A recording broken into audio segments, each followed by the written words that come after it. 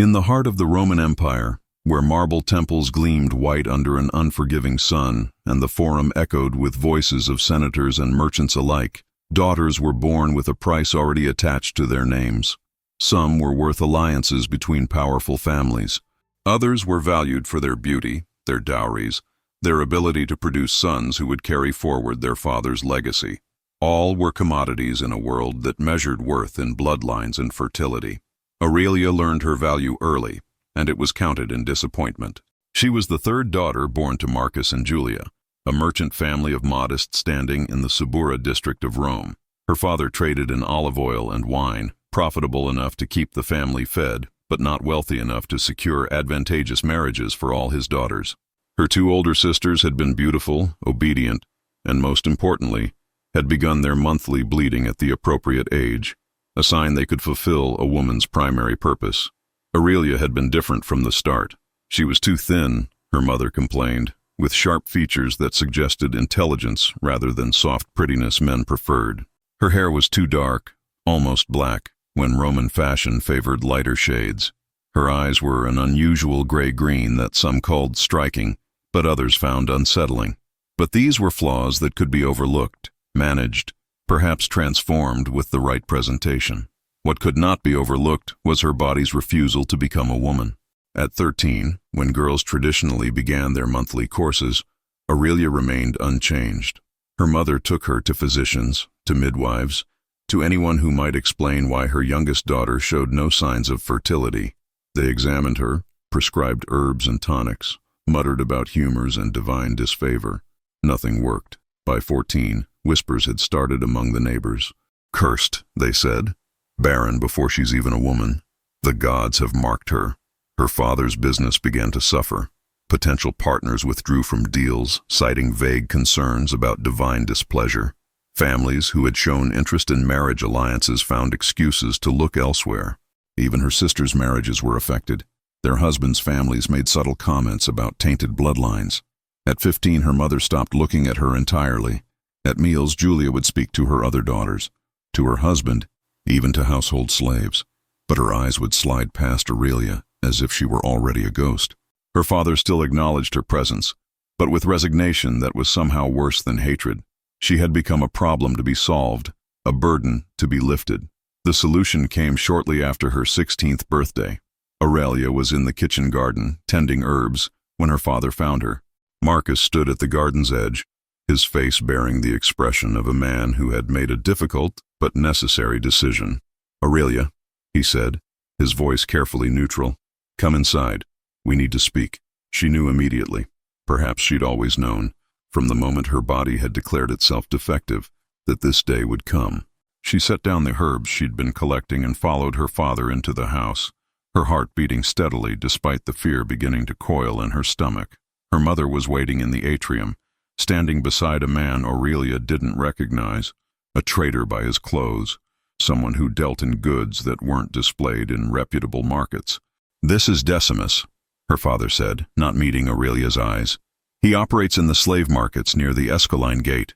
The words hung in the air like smoke from a funeral pyre. "You're selling me," Aurelia said flatly. It wasn't a question. Her mother flinched but said nothing. Her father finally looked at her, and she saw genuine pain in his eyes, which somehow made it worse. "We have no choice," Marcus said. "Your sisters have families now, children, but their husbands' families are threatening to end the marriages if we don't remove the source of divine disfavor from our household." "I'm not cursed," Aurelia said, her voice stronger than she felt. "It doesn't matter what you are," her mother interrupted, speaking to her directly for the first time in months. "It matters what everyone believes you are, and they believe you're cursed. Barren, a blight on this family." Her voice cracked slightly. "We're protecting your sisters, their children." Aurelia could understand it. That was the worst part. She could follow the cold logic that led from her body's defiance to this moment. In a world where a woman's value was measured in her ability to bear children, a woman who couldn't was worse than worthless. "How much?" Aurelia asked Decimus directly. The slave trader looked uncomfortable. "Your father and I have agreed on a price that's fair, given the circumstances." "How much?" she repeated. 40 denarii, her father said quietly. 40 denarii. About a month's wages for a skilled craftsman, the price of a decent horse. That was what she was worth. "When do we leave?" Aurelia asked, her voice distant to her own ears. "Tomorrow morning," Decimus said. "The markets are active in the early hours." That night, Aurelia lay in her bed for one last night and stared at the ceiling she'd known her entire life. She thought about crying, about screaming, about running away. But all of those reactions required believing that something might change. There wasn't anything that could change. Her fate had been decided not by her parents, but by a body that had failed to perform its expected function. Instead, she lay very still and made herself a promise. Whatever happened tomorrow, whatever household bought her, whatever work she was forced to do, she would not break. She would not apologize for a body that had done nothing wrong except fail to bleed on schedule. She would not accept that her worth was determined by her womb. She would survive, and if survival meant defiance, then she would defy until her last breath. Morning came too quickly. Aurelia dressed in her simplest tunic. Her mother prepared a small breakfast, still unable to look directly at her. Her father counted out coins for Decimus with shaking hands. They didn't say goodbye. The walk to the Esquilin Gate slave market took less than an hour. Decimus walked ahead, clearly uncomfortable. Aurelia followed, watching familiar streets pass by, knowing she would likely never see them again. The slave market was held in an open plaza near the city walls. Aurelia had never been to one before. Respectable families avoided such places. Now she was living one. Decimus led her to a section where female slaves were displayed. There were dozens already there, women and girls of all ages, some weeping, others staring into nothing. Aurelia joined them, taking her place in a line of human merchandise. "Try to look agreeable," Decimus advised awkwardly. "Smile if someone approaches. The more pleasant you seem, the better household you'll be sold to." Aurelia nodded, but didn't smile. She wouldn't perform obedience, wouldn't pretend gratitude for being sold. Buyers began to arrive as the sun climbed higher. Men mostly, some accompanied by household stewards looking for kitchen help. They walked along the lines, examining the merchandise with the same attention they might give to livestock. Several men stopped before Aurelia. One asked if she could cook. Another wanted to know if she was literate. A third examined her teeth as if she were a horse. "What about children?" one potential buyer asked Decimus. "Can she bear?" "That's uncertain," Decimus hedged. "But she's young, healthy otherwise, intelligent." "Uncertain means no," the man said flatly and moved on. It happened again and again. As soon as potential buyers learned she was likely barren, they lost interest. Even as a slave, a woman who couldn't produce more slaves was less valuable. Hours passed. The sun grew hot. Aurelia's legs ached from standing. Around her, other slaves were being sold, led away by their new owners. She remained. By afternoon, Decimus was growing nervous. "Perhaps if you smiled more," he suggested. "I am willing to work," Aurelia replied. "I'm willing to serve. I'm not willing to pretend I'm grateful for being sold because my body didn't cooperate with expectations." That's when the great procession entered the plaza. At first, Aurelia heard it rather than saw it. The sound of many feet marching in unison, the clatter of armor, the calls of heralds clearing the way. The slave market fell silent. Imperial processions didn't come to slave markets. Yet here they came, Praetorian guards in their distinctive armor. Behind them came senators in formal togas. And at the center of the procession, riding a white horse and wearing imperial purple, came Emperor Severus himself. The entire market dropped to its knees. Slaves, traders, buyers, everyone. Everyone except Aurelia, who was too shocked by the sight to remember proper protocol. The emperor was younger than she'd imagined, perhaps 35, with the bearing of a career soldier and eyes that seemed to catalog everything they saw. He was supposed to be inspecting construction near the city walls, but something had apparently drawn his procession through this district. His eyes swept over the slave market with distaste, then stopped. On her.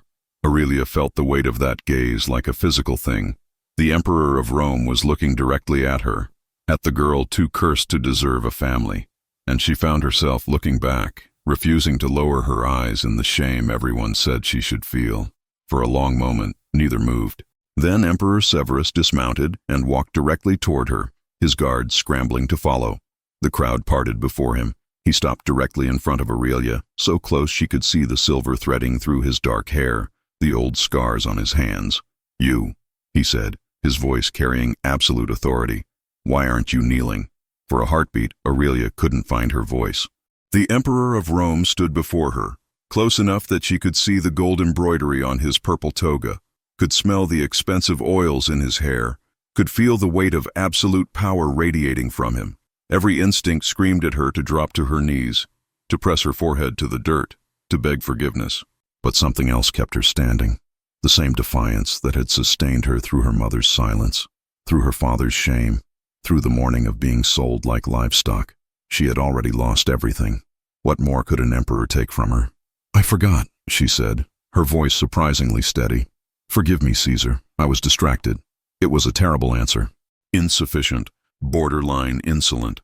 Around her, she heard sharp intakes of breath. Emperor Severus's expression didn't change. His dark eyes studied her with an intensity that made her feel exposed, as if he could see not just her face but everything beneath it. "Distracted," he repeated. "By what?" "By you, Caesar. I've never seen an emperor before." More gasps. Decimus looked like he might faint. One didn't admit to staring at the emperor. But Severus's lips twitched slightly, perhaps with amusement. "And now that you've seen one, what do you think?" The question was so unexpected that Aurelia answered honestly.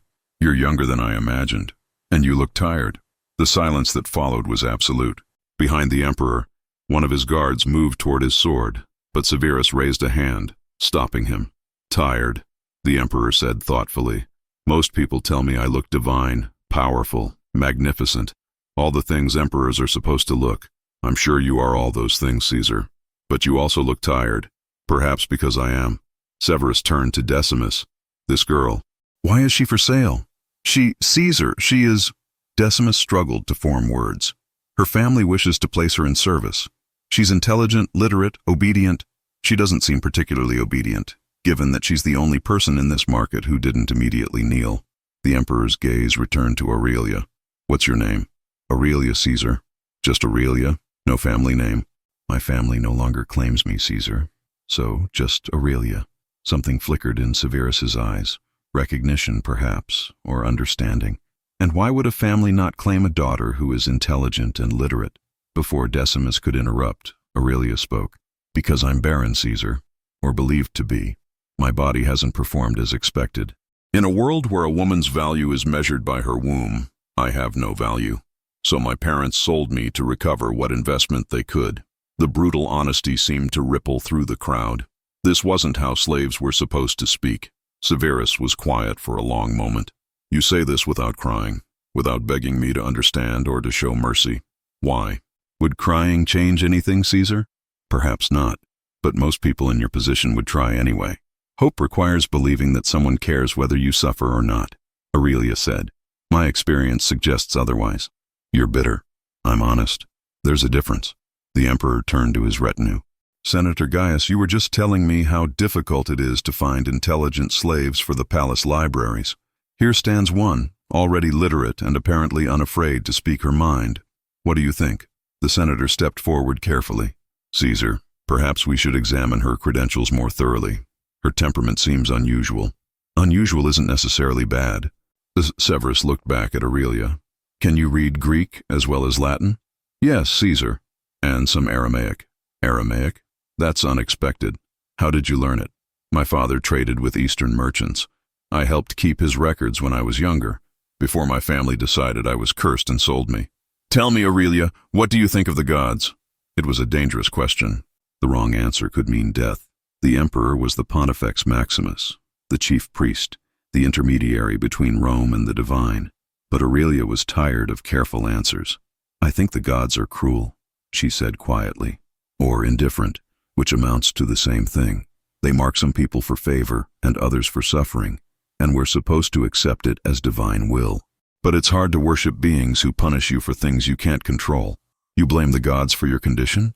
I don't know who to blame, Caesar, but I know I didn't choose this.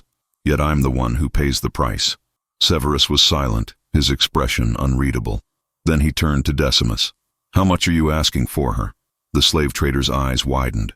"Caesar, the family is asking 40 denarii. "I'll give you 60, Severus interrupted. "Double what her family thought she was worth. Deliver the payment to them with a message. They sold their daughter too cheaply." He looked at one of his guards. "Claudius, pay this man. And Aurelia, you will come with me to the palace. You'll serve in the imperial household, starting with the libraries. Senator Gaius will oversee your duties.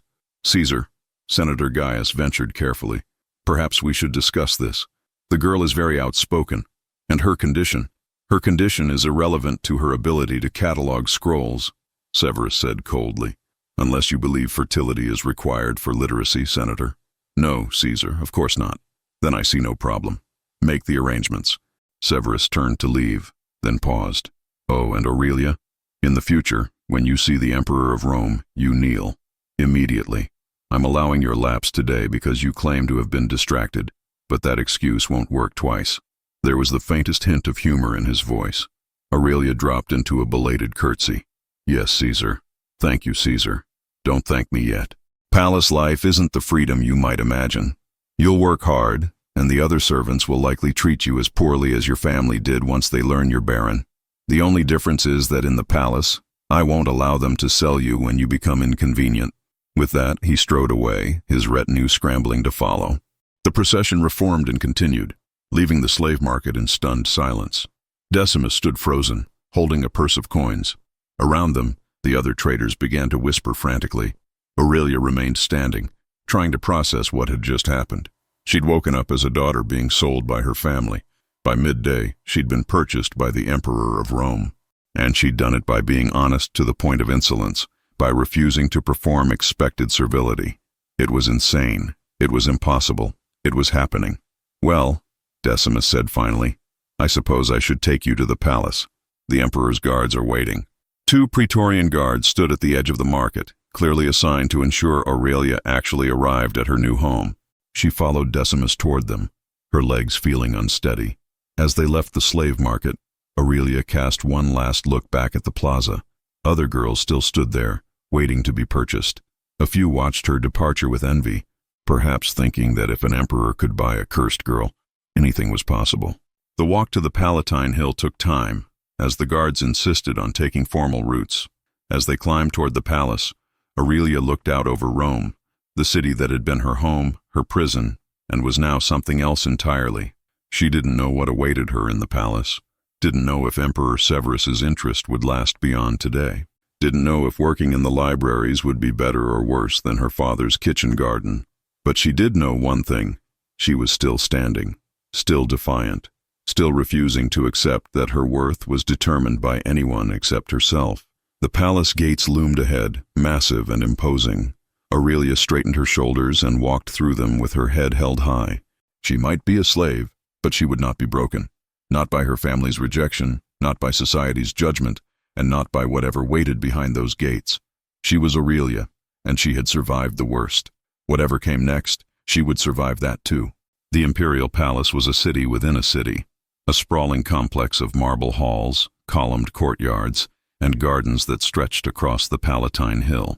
Aurelia followed Senator Gaius through corridors lined with statues of gods and former emperors, past rooms whose purposes she could only guess at, deeper into the heart of Roman power. The senator had said nothing since leaving the slave market, his silence heavy with disapproval. When they finally stopped before bronze doors, he turned to face her, his expression cold. You were extremely fortunate today, he said. The emperor's decision to purchase you was impulsive, uncharacteristic. I suspect he'll forget about you by tomorrow, and you'll simply become another palace slave. I understand, Senator. I doubt that you do. Gaius pushed open the doors, revealing a vast library that took Aurelia's breath away. Walls of scrolls stretched from floor to ceiling, organized in wooden cases with bronze labels. Tables covered with manuscripts occupied the center.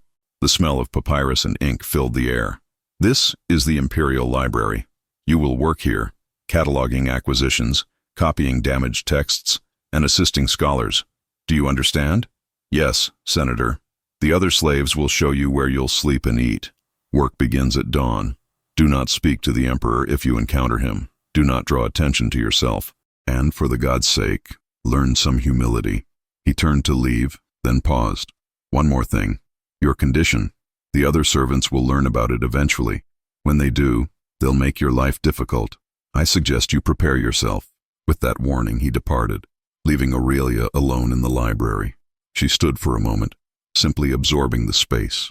Despite everything, despite being sold, despite the uncertain future, despite Senator Gaius's disapproval, she felt something unexpected. Wonder. She'd never seen so many scrolls in one place. Here were histories, philosophies, poems, plays, the accumulated knowledge of centuries. "You're the new girl." Aurelia turned to find a woman perhaps 10 years older, dressed in the simple tunic of a palace slave, watching her from the doorway. The woman's expression was carefully neutral, but her eyes were calculating. "Yes, I'm Aurelia. I'm Cassia. I manage the library slaves." She entered the room, movements efficient. "Senator Gaius sent word you were coming. He said you can read Latin, Greek, and Aramaic. Is that true? Or were you exaggerating to impress the emperor?" "It's true. We'll see." Cassia picked up a scroll covered in Greek text. "Read this." Aurelia took the scroll and read aloud, translating the philosophical treatise by Plato fluently. When she finished, Cassia's expression had shifted from skepticism to grudging respect. "You weren't lying. Good. We need competent workers." She set down the scroll. "I'll be direct. You were bought by the emperor himself in public for double what you were worth. That makes you interesting to some people and threatening to others. The interesting ones will want to use you to get closer to imperial favor. The threatened ones will want to make your life miserable to prove you're not special. I understand. Do you? Because from what I heard, you told the emperor he looked tired and admitted you're barren. That's either bravery or stupidity." "Neither," Aurelia said. "It's just honesty. I'm tired of pretending to be something I'm not." Cassia studied her for a long moment. "Honesty is dangerous in the palace. People here trade in secrets, in carefully constructed lies. Your honesty will either get you killed or—" She trailed off, shaking her head. "Come, I'll show you where you'll sleep." Aurelia followed Cassia through corridors, down several flights of stairs, into the lower levels where servants lived. The accommodations were far from luxurious, small rooms carved from the hill itself, damp and cool, but they were clean and functional. "You'll share this room with 3 other library slaves," Cassia said, pushing open a door. "They're working now, but you'll meet them at dinner. Keep your belongings in that trunk. Don't steal from others and don't expect them to share with you." "I don't have any belongings." "Then the trunk will stay empty." Cassia handed her a rough wool blanket and a second tunic. "These are yours. Dinner is in the servants' hall at sunset. Be there or go hungry. Questions?" "Just one. Senator Gaius said the other servants will make my life difficult when they learn about my condition. What did he mean?" Cassia's expression softened slightly, perhaps with pity. "He meant that slaves are superstitious. They believe in curses, in divine favor and disfavor. When they learn you're barren, they'll think you're cursed. They'll avoid touching you, avoid eating near you, blame you when anything goes wrong. It's not personal. They just believe that bad luck is contagious. And you? Do you believe that?" "I believe that people are stupid and cruel, and they'll use any excuse to feel superior." Cassia moved toward the door. "But I also believe in results. If you work hard, if you prove yourself useful, I'll protect you from the worst of it. If you don't, you're on your own." After Cassia left, Aurelia sat on the simple bed, a wooden frame with a thin mattress, and tried to process her new reality. This morning, she'd been in her father's house. Now she was in the emperor's palace, surrounded by marble and power, and people who would judge her just as harshly. She must have dozed, because the next thing she knew, someone was shaking her shoulder. Aurelia opened her eyes to find 3 women standing over her, her new roommates, back from their work. "So you're the cursed one," said the eldest, a woman with graying hair and hard expression, "the one the emperor bought in the slave market." "I'm Aurelia," she said, sitting up. "We know who you are. The whole palace knows. The emperor buying a slave personally. That hasn't happened in 20 years. The woman crossed her arms. "I'm Lucia. This is Drusilla and Mara. We work in the library, same as you'll be doing. Cassia says you can actually read." "Yes, I can read." "And you're barren," Mara added, her voice flat. "Cursed by the gods. That's what they're saying." "I'm not cursed. My body just doesn't work the way it's supposed to." "Same thing," Lucia said. "Look, girl, we're going to make this simple. You stay out of our way, we'll stay out of yours. Don't touch our things, don't try to make friends, and don't expect us to help you when the other servants start making your life difficult. Understand?" "I understand." "Good." Lucia moved to her own bed, effectively ending the conversation. Dinner in the servants' hall was exactly as uncomfortable as Aurelia had anticipated. The moment she entered the large, crowded room, conversation stopped. Eyes followed her as she moved through the line to collect her bowl of stew and bread. When she tried to sit at one of the long tables, the servants sitting there immediately moved away, leaving a circle of empty space around her. She ate alone, surrounded by dozens of people but completely isolated. After dinner, she returned to the library. It was empty now, the scholars having retired. Aurelia lit a lamp and began exploring the collection, running her fingers along the bronze labels, reading titles, losing herself in the wealth of knowledge surrounding her. She was examining a collection of Egyptian texts when she heard footsteps behind her. Emperor Severus stood in the doorway, watching her with an unreadable expression. He'd changed from his formal toga into a simple tunic, though the purple color still marked his status. Aurelia dropped immediately to her knees, remembering his warning. "Caesar, forgive me, I didn't hear you approach. I walk quietly when I want to observe without being noticed." He moved into the library, his eyes scanning the shelves. "Senator Gaius tells me you can actually read." He seemed surprised. "Many people are surprised, Caesar. They expect slaves to be ignorant." "And what are you reading at this hour?" "Egyptian histories, Caesar. I've never seen texts from Egypt before." Severus picked up the scroll she'd been examining. "You read hieratic script?" "No, Caesar, only Greek translations. But I'd like to learn the original someday." "Ambitious for a slave." "Knowledge doesn't cost anything, Caesar." "Not really." He looked at her then, really looked at her, and Aurelia felt that same intensity from the slave market, as if he were trying to solve a puzzle. "The other servants are avoiding you," he said. "I heard about it. Word travels fast in the palace. It always does. Does it bother you? The isolation?" Aurelia considered lying, offering the expected response. But he'd bought her for her honesty. "Yes, Caesar, it bothers me. But I've been isolated for years now. At least here I have access to these." She gestured at the scrolls. "At least here I have work that matters. That's more than I had before. More than your family gave you." "Yes, Caesar." Severus was quiet. "I bought you today because you were honest. Because you looked at an emperor and saw a tired man rather than a god. Because you refused to perform expected servility." He set down the scroll. "Don't lose that. The palace will try to make you into another fearful servant. Resist it." "Why, Caesar? Why do you care if one slave remains honest?" "Because everyone else lies to me, constantly. They tell me what they think I want to hear, what serves their purposes. Your honesty was refreshing, unexpected. I'd like to preserve it if possible, even if it means I speak inappropriately. Especially then." He moved toward the door, then paused. "Work hard, Aurelia. Prove that I was right to buy you. And when you encounter me in these halls, remember that you can speak freely." "That's an imperial order." After he left, Aurelia remained kneeling for a long moment, trying to understand what had just happened. The Emperor of Rome had essentially given her permission to continue being herself, honest, direct, unafraid, in a place where such behavior could normally mean death. It was the strangest gift she'd ever received, and perhaps the most valuable. 3 months passed in the palace, and Aurelia found a strange rhythm in her new life. The work in the library was endless but satisfying, cataloging new acquisitions from across the empire, copying damaged texts before they crumbled to dust, organizing scrolls according to subject and author. She worked from dawn until well past sunset, often alone in the lamplight while the other slaves slept. The isolation continued. Her roommates spoke to her only when necessary. Other servants avoided her in corridors, made signs against evil when she passed. Once, she found a small clay tablet near her bed inscribed with protective symbols, someone's attempt to ward off the curse they believed she carried. She kept the tablet. It seemed wasteful to throw away someone's fear. But there were small mercies. Cassia proved fair if not warm, praising Aurelia's work and protecting her from the worst harassment. The library itself became a sanctuary, a place where knowledge mattered more than fertility, where the words of long-dead philosophers cared nothing about her body's failures. And occasionally, late at night when the palace slept, Emperor Severus would appear in the library doorway. He never announced himself, never demanded attention. He would simply enter, select a scroll, and read in silence. Sometimes he asked Aurelia questions about the texts she was copying. Other times he shared observations about governance, war, the endless complexity of ruling an empire.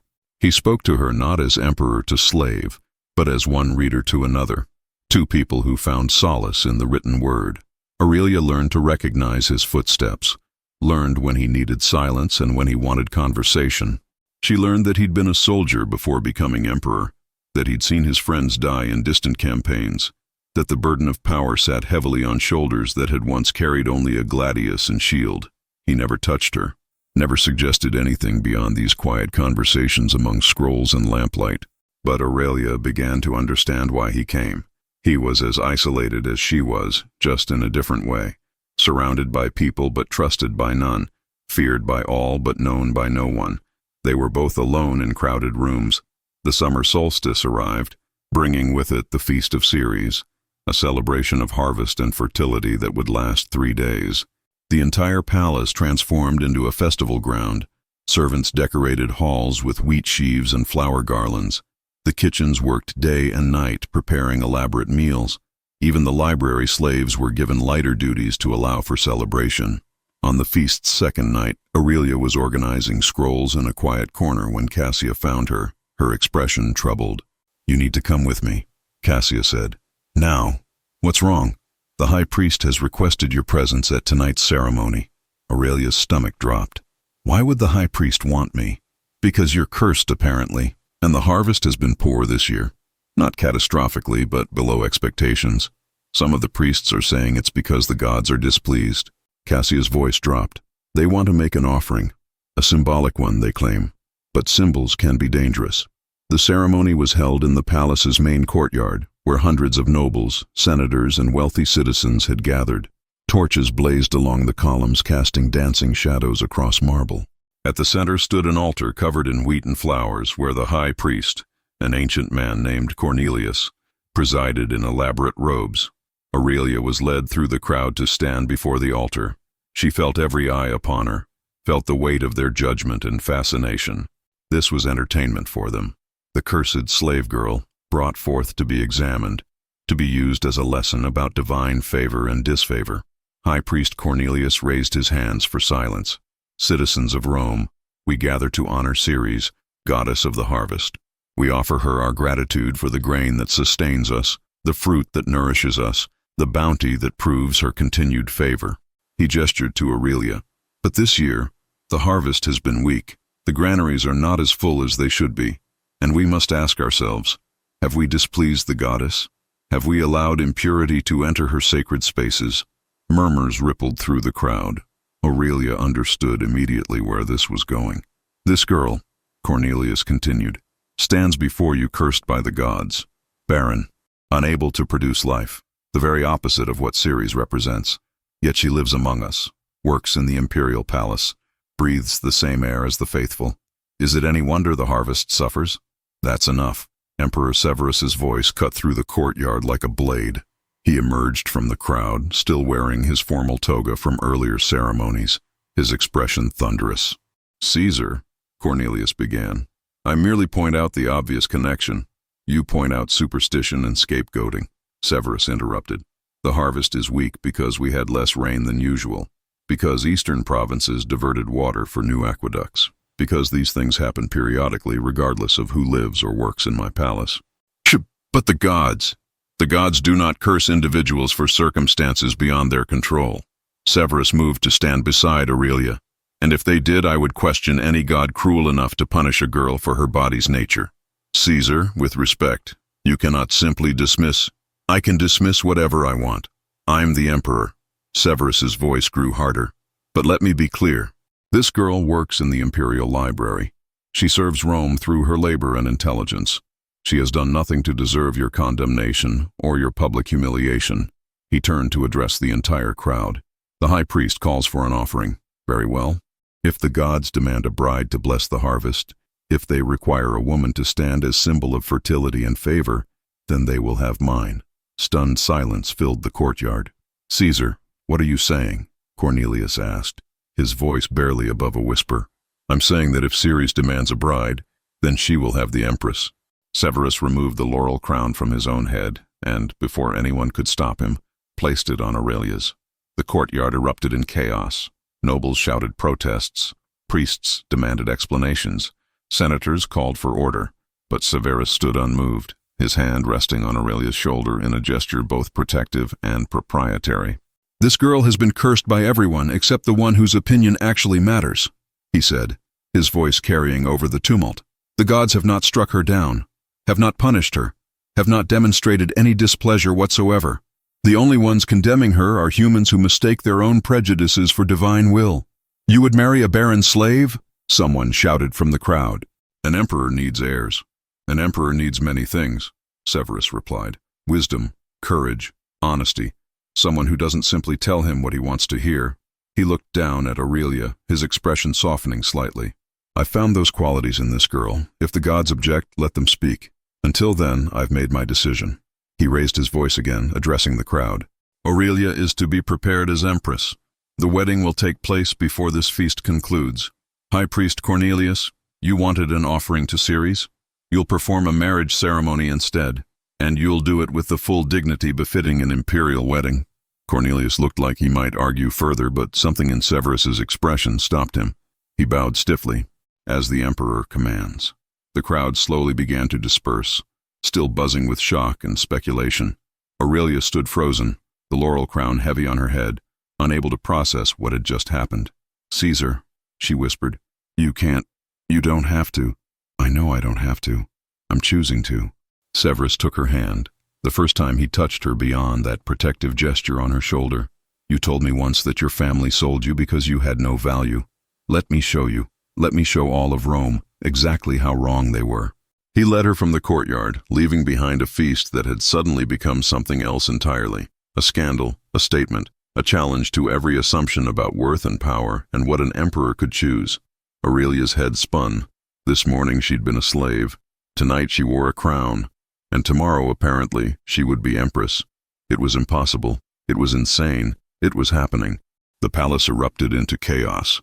By the time Severus and Aurelia reached the imperial apartments, senators were already demanding emergency sessions, priests were calling for divine consultation, and courtiers were scrambling to understand what the emperor's impulsive declaration meant for their own positions and prospects. Aurelia stood in the center of the emperor's private chambers, a suite of rooms she'd never entered before, while servants rushed around her with fabrics, jewelry, and cosmetics.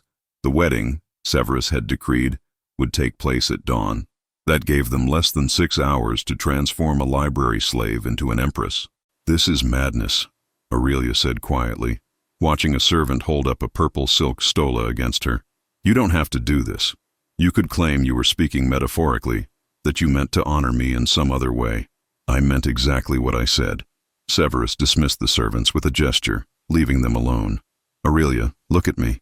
She did, meeting his dark eyes. I didn't make this decision impulsively, he said.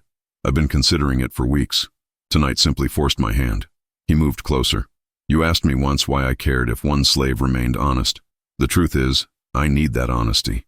I need someone who doesn't see me as a god or a stepping stone to power. Someone who will tell me when I'm wrong, who will question my decisions, who will see me as human. Any number of people could do that. Any number of noble women who could give you heirs, who could forge political alliances. Could they? Because in 3 months of watching you work, of talking with you in the library, you're the only person in this entire palace who's treated me like a person rather than an emperor. You're the only one who told me I looked tired. The only one who admitted you didn't believe in the gods without fear of execution. The only one who speaks truth instead of careful lies. He took her hands. I don't care that you're barren. I already have nephews who can inherit if necessary. What I care about is spending the rest of my life pretending to be a god when I'm just a man. With you, I can be human. That's worth more than any political alliance. The Senate will never accept it. The Senate will do what I tell them to do. That's how empires work. The priests will call it sacrilege. Then we'll see how the gods respond. Severus smiled slightly. You told me once that you thought the gods were cruel or indifferent. Let's find out which. If they strike us down, you'll have your answer. Before Aurelia could respond, thunder rolled across the sky, a sound so sudden and violent that the palace shook. Both of them looked toward the window, where dark clouds were gathering with unnatural speed. That's not a good sign, Aurelia said, or it's just a storm. Severus released her hands. Get some rest. Tomorrow is going to be exhausting. The storm intensified through the night. Rain lashed the palace windows. Thunder cracked like the sky itself was breaking. Lightning illuminated the clouds in brilliant flashes. Aurelia lay in the lavish bed prepared for her, silk sheets, soft pillows, luxury she'd never imagined, and listened to the gods' fury. If it was fury, it might just be weather. But Rome was superstitious, and by morning the entire city was buzzing with interpretations. The gods were angry. The emperor had defied divine will. The cursed girl would bring destruction. Aurelia could hear the whispers even from inside her chambers as servants prepared her for the ceremony. They dressed her in a stola of imperial purple, draped her in jewelry that felt heavy as chains, arranged her hair in the elaborate style befitting an empress. They worked in silence, their faces carefully neutral, but she could sense their fear. The wedding ceremony was to take place in the palace's private temple, a small but lavishly decorated space reserved for imperial religious observances. As Aurelia was led through the corridors, she saw servants making signs against evil, heard prayers being whispered. The storm still raged outside. High Priest Cornelius waited at the temple entrance, his expression suggesting he'd rather be anywhere else. "The Emperor is already inside," he said to Aurelia, his tone clipped, "as are the required witnesses. Let's proceed quickly." The temple was lit by dozens of oil lamps, their flames flickering in drafts that seemed to come from nowhere. Severus stood before the altar dressed in formal imperial regalia, flanked by a small group of senators who looked deeply uncomfortable. When Aurelia entered, he smiled, a genuine expression that eased some of her terror. Cornelius began the ceremony, rushing through the traditional words as if speed might prevent divine intervention. He invoked Juno, goddess of marriage. He called upon Jupiter to bless the union. He recited prayers that had been spoken at Roman weddings for centuries. The storm grew worse. Thunder shook the temple walls. Rain hammered against the roof. "The gods are displeased," one of the senators muttered. "We should stop this. We should finish this," Severus corrected coldly. "Continue, Cornelius." The high priest's hands shook as he tied the ceremonial cord around Aurelia's and Severus's joined hands, the symbol of binding, of two becoming one. "By the authority granted to me by the gods and the Senate of Rome," he said, his voice barely audible over the storm, "I declare you husband and wife. May the gods have mercy on us all." At that exact moment, lightning struck, not the temple, not the palace, but close enough that everyone heard the tremendous crack, felt the impact through the stones beneath their feet. Someone screamed. A senator dropped to his knees in prayer. Then, as suddenly as it had intensified, the storm began to fade. The thunder grew distant. The rain softened to a gentle patter.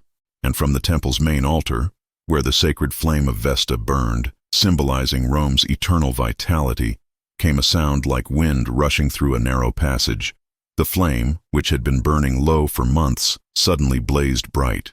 Not just bright, brilliant, intense, filling the temple with golden light that made the oil lamps seem dim by comparison. Cornelius stared at the flame, his face going white. "The sacred fire," he whispered. "It burns like it did in Augustus's time, like it hasn't burned in decades." The senators were on their feet now, staring at the altar. Even Severus looked surprised, his grip tightening on Aurelia's hand. "The gods have spoken," Cornelius said, his voice stronger now, filled with wonder. Not with anger, but with blessing. "The sacred flame burns bright at the moment of imperial marriage. This is a sign, a clear sign of divine approval. Or just a fortuitous draft," Severus said dryly, though he looked at Aurelia with an expression that suggested even he wasn't entirely convinced of that explanation. But the damage, or the blessing, was done. Within hours, word spread through Rome. The cursed girl had married the emperor, and the gods had responded with approval. The sacred flame burned brighter than it had in living memory. The storm had passed. The marriage was divine will. By sunset, the narrative had shifted completely. Aurelia was no longer the cursed girl. She was the blessed empress, the woman who had restored the gods' favor. The Barren slave had become the symbol of Rome's renewal. It was absurd. It was based on coincidence and superstition, but Rome believed it. And Aurelia, standing beside Severus on the palace balcony as crowds gathered below to cheer their new empress, understood that truth mattered less than the story people wanted to believe. "They're celebrating you," Severus said quietly. "An hour ago, they thought you were cursed. Now they think you're sacred. They're idiots. They're human. They want signs, symbols, stories that make sense of random events." He took her hand, the gesture natural now after the ceremony. "Does it matter why they accept you, as long as they do?" "I suppose not." Aurelia watched the crowd, saw their upturned faces, heard their cheers. "But I know the truth. I'm not blessed. I'm not sacred. I'm just a girl whose body doesn't work properly, and whose emperor happened to value honesty over fertility. That's all any of us are," Severus replied. Just people. Some of us happen to wear crowns, but underneath we're as flawed and ordinary as anyone else. He turned to face her fully. But here's what you are, Aurelia. You're brave. You're honest. You're intelligent. And as of this morning, you're my wife, my partner, my empress. That's not a blessing from the gods. That's my choice. And I don't regret it. Ask me again in a year. I will. And the year after that. And every year until one of us dies. He smiled, because that's what marriage means. We're bound now, whether the gods approve or not. We face whatever comes next together. Below, the crowd continued to celebrate. The sacred flame continued to burn bright in the temple. And Aurelia, who had been sold by her family for 40 denarii, stood on the palace balcony wearing a crown and wondered how her life had become so strange. She didn't know if the gods had truly blessed this marriage. Didn't know if the burning flame was divine approval or simple coincidence. Didn't know if she would ever feel worthy of the title Empress. But she knew one thing. Severus had chosen her when everyone else had rejected her, had valued her honesty when others demanded subservience, had made her his equal when the world insisted she was worthless. That wasn't divine blessing. That was human kindness. And perhaps in the end, that mattered more. 5 years passed, and Rome flourished. The historians would later debate the reasons: improved trade routes, successful military campaigns, agricultural reforms, diplomatic alliances. But the common people had their own explanation. The Empress Aurelia had brought the gods' favor back to Rome. The sacred flame that had blazed bright on her wedding day continued to burn with unusual intensity. Harvests improved, peace held, the empire prospered. Aurelia knew the truth was more mundane. Severus was a capable ruler who made intelligent decisions, listened to good advice, and worked tirelessly for Rome's benefit. She helped where she could, mediating disputes, managing the imperial libraries, advising on matters where her perspective proved valuable. Together, they formed a partnership that transcended the traditional boundaries of Roman marriage, but Rome preferred its myths to reality. The cursed slave who became empress, who restored divine favor, who proved that the gods valued character over fertility, that was a better story than competent administrators governed well. So Aurelia let them believe what they wanted. On a warm evening in late summer, she found Severus in his private study, surrounded by reports and correspondence. He looked up when she entered, his expression softening in the way it only did when they were alone. "You're still working?" she observed, settling into the chair across from his desk. "It's past midnight. There's always more work." He set down the scroll he'd been reading. "The governors from Britannia are requesting additional legions. The senators are arguing about tax reforms. The priests want to expand the temple district. Being emperor means never quite finishing anything. Then stop for tonight. Come to bed. In a moment." He studied her face, his expression growing serious. "I received a letter today. From your father." Aurelia's breath caught. She hadn't spoken to her family since the day they sold her. Hadn't wanted to. What did he say? "He's asking for an audience. Claims he wants to apologize. To rebuild the relationship. To acknowledge his daughter, the Empress." Severus's tone made clear what he thought of that. "I suspect he actually wants money or position, using guilt as leverage." "Probably." Aurelia was quiet for a moment. "Do you think I should see him?" "That's your decision. I won't force you either way." "What would you do?" "I'd tell him to go to Hades." Severus leaned back in his chair. "But I'm not you. And perhaps you need closure that I can't provide." Aurelia considered. 5 years ago, the thought of facing her father would have filled her with rage, with hurt, with desperate need for acknowledgement. But time and distance had changed her perspective. Marcus hadn't sold her out of cruelty. He'd done it to protect his other daughters, to preserve his family's standing. It was logical, practical, the kind of difficult choice that had no good answers. She couldn't forgive him, but she could understand him. "I'll see him," she decided. "Once. Let him say whatever he needs to say. Then he can leave and we'll both have closure." The audience took place 3 days later, in one of the palace's smaller receiving rooms. Aurelia sat on a chair, not quite a throne, but elevated enough to make clear the difference in their positions. Severus stood beside her, his presence protective without being overbearing.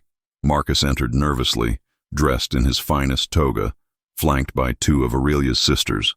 He looked older than she remembered, grayer, worn by the years. He dropped to one knee. "Empress, Caesar, Thank you for granting this audience.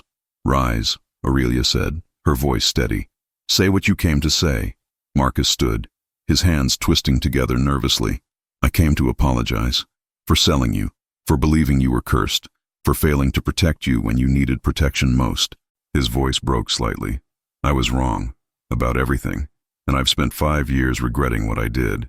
Do you regret it because you were wrong? Aurelia asked quietly. Or because I became Empress and now your choice looks foolish? The question hung in the air. Marcus opened his mouth, closed it, struggled visibly with honesty. Both, he finally admitted. I'd like to say I would have regretted it regardless, that I would have realized my mistake. But the truth is, I don't know. Maybe I wouldn't have. Maybe I'd have convinced myself it was necessary, that I had no choice, that I did the best I could. He looked at her directly. But seeing you now, strong, respected, valued, I understand what I threw away. Not an empress, my daughter. Aurelia felt tears prick her eyes but refused to let them fall. You threw me away because my body didn't cooperate with your expectations, because other people's opinions mattered more than my worth, because it was easier to eliminate the problem than to defend me. Yes, all of that is true, and I'm sorry. Sorry isn't enough. Aurelia stood, moving to face her father directly. You taught me that my value was determined by others' judgment, that my worth was measured in fertility and social standing, that I was disposable when I became inconvenient. She paused.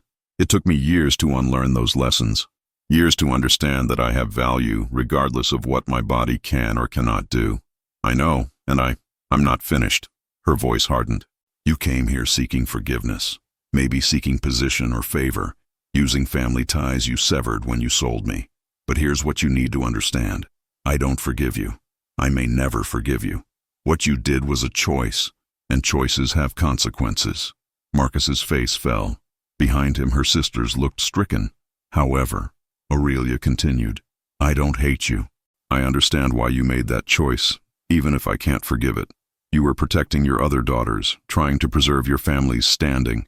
It was logical, practical, completely understandable. She moved back to her chair. So here's what I'll offer. I won't forget what you did, but I won't punish you for it either. You can return to your life. If you need help, genuine help, not political favor, you can request it. But don't come back expecting a daughter's love. That relationship died the day you sold me. That's more than I deserve, Marcus said quietly. Yes, it is. Aurelia looked at her sisters. You're welcome to visit, to write, to maintain whatever relationship you'd like, but understand that I'm not the girl you knew. That girl died in the slave market. What you see now is someone else entirely. Her sisters nodded, tears streaming down their faces. They seemed to want to say something, but couldn't find the words.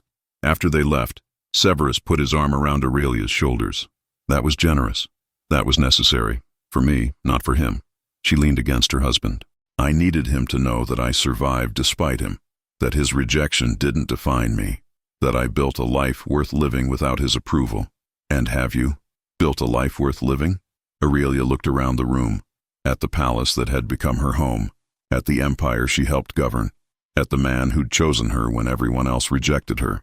She thought about the libraries she'd expanded, the disputes she'd mediated, the reforms she'd helped implement. She thought about 5 years of partnership, of honest conversation, of being valued for her mind rather than judged for her body. Yes, she said simply, I have. Even though you'll never have children? Even though Rome whispers about the barren empress? Let them whisper. I'd rather be barren and valued than fertile and dismissed. She smiled. Besides, you have your nephews for succession, and I have work that matters. That's more than most people get. Severus pulled her closer. You gave life to Rome itself, Aurelia. Not through children, but through wisdom, through honest counsel, through showing this empire that worth isn't determined by wombs or bloodlines. What greater gift could there be? Years later, long after both of them had died, poets and historians would debate Empress Aurelia's legacy.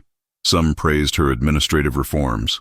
Others noted her influence on Severus's more merciful policies. A few dismissed her entirely, claiming she was merely lucky, a slave elevated by imperial whim who contributed nothing of substance. But the common people remembered differently. They remembered the empress who'd been sold for 40 denarii and become priceless, who'd been cursed and became blessed, who'd been barren but gave life to an empire's soul. They remembered that the sacred flame, which had blazed bright on her wedding day, continued to burn with unusual intensity throughout her lifetime. And when she finally died, peacefully, in her sleep, after 40 years as empress, the flame dimmed noticeably, as if mourning her passing. Just coincidence, the rational ones said. But Rome preferred its myths to cold reality. And the myth of Aurelia, the girl who had no value until an emperor saw her worth, became one of Rome's most enduring stories, a reminder that worth is chosen, not assigned. That value is recognized, not measured, that sometimes the people society dismisses become the ones who change it forever. Aurelia would have found that ironic. She'd never wanted to be a symbol, never sought to inspire. She'd simply wanted to survive with her dignity intact, to live honestly in a world built on careful lies. But she'd done more than survive. She'd thrived. And in thriving, she'd shown an empire that there were different ways to measure worth, different kinds of value beyond fertility and bloodlines. She'd been sold for 40 denarii, the price of a decent horse. She'd died priceless, the empress who taught Rome that some things can't be bought or sold, only recognized by those wise enough to see them. And that, perhaps, was the greatest legacy of all.